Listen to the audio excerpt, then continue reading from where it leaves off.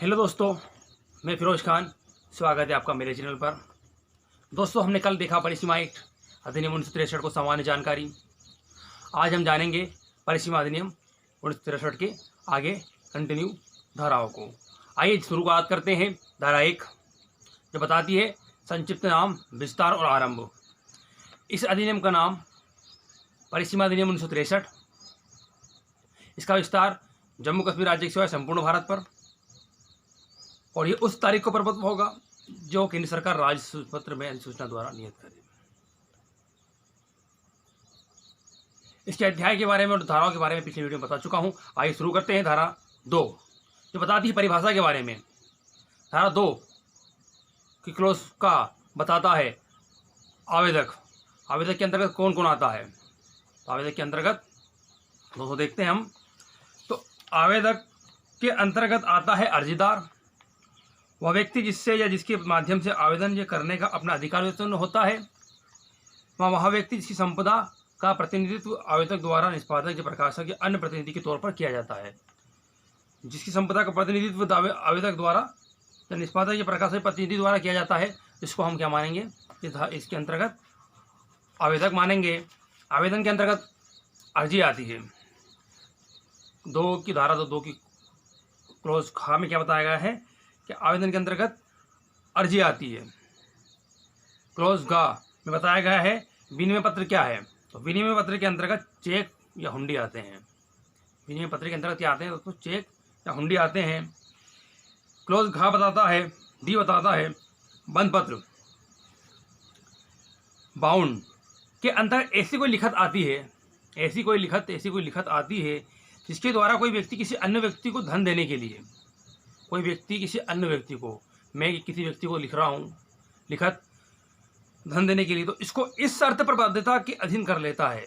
इस शर्त के अधीन बाध्यता कर लेता है कि यदि कोई विनिर्दिष्ट कार्य किया जाए या ना किया जाए, कोई विनिर्दिष्ट कार्य, कोई इसी कार्य को करने के लिए लिखत लिख रहा है, वो किया जाए या ना किया जाए, जैसी भी स्थिति हो को वहाँ बाध्यता शून्य हो जाएगी। बंद पत्र बताता है कोई भी स्थिति हो, वो कार्य करे या ना करे, ऐसी स्थिति क्या हो जाएगी? शून्य हो जाएगी। 2 घा। आइए देखते हैं 2 ई। प्रतिवादी के अंतर्गत कौन आता है? तो प्रतिवादी के अंतर्गत वह व्यक्ति जिसके माध्यम से प्रतिवादी का दायित्व उत्पन्न करता है, उस पर वाद लाया जा सके। एक होता है वादी जो वाद दायर करता है, जो वाद लाता है, और प्रतिवादी जिसके खिलाफ वाद दायर किया जाता है, जो इसके खिलाफ वाद न्यायालय में दाखिल किया जाता है, तो उस व्यक्ति को प्रतिवादी कहते हैं जिसके खिलाफ वाद दायर किया जाता है या वाद लाया जा सके। वह व्यक्ति जिसकी संपदा या प्रतिनिधित्व प्रतिवादी द्वारा निष्पादक या प्रकाशक या अन्य प्रतिनिधि के रूप में किया जाता है, उस व्यक्ति को प्रतिवादी कहते हैं जिसके खिलाफ वाद लाया जाता है। और वादी जो वाद लाता है, जिसके खिलाफ वाद लाया जाता है, वो प्रतिवादी। 2 ई या 2 चा। सुखाचार के अंतर्गत क्या आता है? सुखाचार तो संविदा से उद्भूत ना होने वाला ऐसा अधिकार, संविदा कॉन्ट्रैक्ट एक्ट से उद्भूत ना होने वाला ऐसा अधिकार जिसके द्वारा कोई व्यक्ति किसी अन्य व्यक्ति की भूमि के किसी भाग को, कोई व्यक्ति किसी अन्य भूमि की किसी भाग को या किसी अन्य की भूमि में उगी हुई या उससे संलग्न या उससे लगी हुई उस पर अस्तित्ववान किसी चीज को हटाने और अपने लाभ के लिए विनियोजित करने का हकदार होता है। कोई व्यक्ति किसी अन्य के व्यक्ति की स्थान पर, भूमि पर हकदार, अपना हक होता है। उस हक के अंतर्गत आने वाली चीज़ों को हम बोलते हैं सुखाचार। जो उसका सुखाचार के अंतर्गत क्या आता है? तो किसी व्यक्ति का हक आता है, तो विरोधित करने का हकदार होता है। ये क्या होता है? सुखाचार चा में बताया गया है, इसकी धारा 2F में। आइए देखते हैं 2 जी। विदेश। तो विदेश क्या है? तो विदेश अभिप्राय है भारत से भिन्न कोई देश, जैसे अफगानिस्तान, बांग्लादेश, अन्य कोई देश, भारत से भिन्न कोई देश। सद्भाव। 2 जा।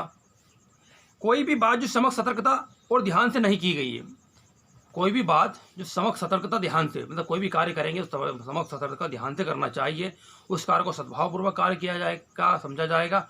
और जो कार्य सतर्कता ध्यान से नहीं किया गया, हर किसी अल्टप्पे कार्य करते हैं, इस कार्य से हानि हो जाती है, नुकसान होता है, तो उसके नहीं की गई तो सद्भावपूर्वक की गई नहीं समझी जाएगी। जो कार्य ध्यान सतर्कता पूर्वक की जाएगी उसे ही सद्भावपूर्वक समझी जाएगी, और जो सतर्कता ध्यान से नहीं की जाएगी उसे सद्भावपूर्वक कार्रवाई नहीं समझी जाएगी। तो इस परिभाषा में बताया गया है कि कोई भी बात जो समक्ष सतर्कता ध्यान से नहीं की गई है, सद्भावपूर्वक नहीं की गई, समझी जाएगी। आइए देखते हैं जा झा वादी के अंतर्गत कौन आता है। तो झा बताती है वह व्यक्ति जिसके माध्यम से वाद लाने का अपना अधिकार उत्पन्न करता है। जो व्यक्ति वाद लाता है उसे हम वादी कहते हैं, जिसके खिलाफ वाद लाया जाता है प्रतिवादी कहते हैं। 2 ई जड़ा प्रतिवादी और 2 झा में वादी। तो वह व्यक्ति जिसकी संपदा प्रतिनिधि का वादी या निष्पादक, प्रकाशक या अन्य प्रतिनिधि के रूप में किया जाता है, वो क्या है? वादी है। ठीक है, आइए ट्रा या 2 आई। परिसीमा काल क्या है? तो परिसीमा काल से अभिप्राय है जो किसी वाद या अपील या आवेदन के लिए अनुसूची द्वारा विहित एक अनुसूची दी हुई है, उसके अंतर्गत जो विहित है, और विहित काल से परिसीमा काल अभिप्रेत है। विहित काल से ही परिसीमा काल अभिप्रेत है, जो इस अधिनियम के उपबंधों के अनुसार संगणित परिसीमा काल हो। जो इस परिसीमा जो अनुसूची में दी है वो इससे यहाँ पर हमने आशय लिया गया। टा वचन पत्र क्या होता है? तो ऐसे लिखित अभिप्रेत है इसके द्वारा उसका रचयिता किसी अन्य के धन को कोई निर्दिष्ट राशि उसमें परिसीमित करते समय मांग की जाने पर दर्शन पर देने के लिए अत्यंत अधिक वचनबद्ध होता है। तो ऐसे लिखित अभिप्रेत है इसके द्वारा रचयिता जो लिखता है, जो लेखक है, अन्य को धन कोई निर्दिष्ट राशि उसमें परिसीमित करते समय मांग या की जाने पर दर्शन या देने के लिए अत्यांतिकतः वचनबद्ध होता है। ठीक है, जो वचनबद्ध होता है इसके अंतर्गत वचन पत्र आता है। ठा वाद के अंतर्गत अपील आवेदन नहीं आते।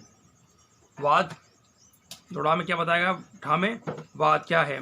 तो वाद के अंतर्गत अपील और आवेदन नहीं आते। वाद सिंगल होता है। वाद अपने आप में एक एप्लीकेशन है। ठीक है, तो वाद के अंतर्गत क्या क्या क्या नहीं आते? तो अपील अलग होती है और आवेदन इसमें नहीं आते। बड़ा अपकृत्य क्या है? टॉट ऐसा कोई सिविल दोष अभिप्रेत है जो केवल संविदा भंग या न्याय भंग ना हो। अपकृत्य क्या है? एक कॉन्ट्रैक्ट होता है, वो कॉन्ट्रैक्ट ना हो, और ट्रस्ट होता है, जो दोनों ना हो, वो कि तीसरा क्या होगा? हमारा अपकृत्य होगा। सिविल दोष, ऐसा सिविल दोष जो केवल संविदा या भंग या न्याय भंग ना हो, तो वो हमारा क्या होगा? अपकृत्य होगा।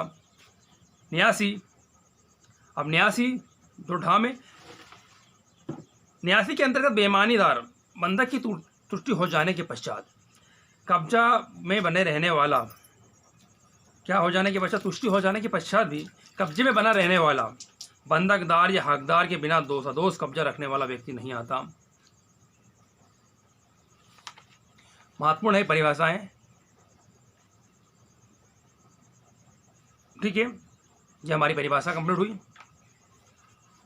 अध्याय 2 वादों और अपीलों आवेदनों की परिसीमा काल।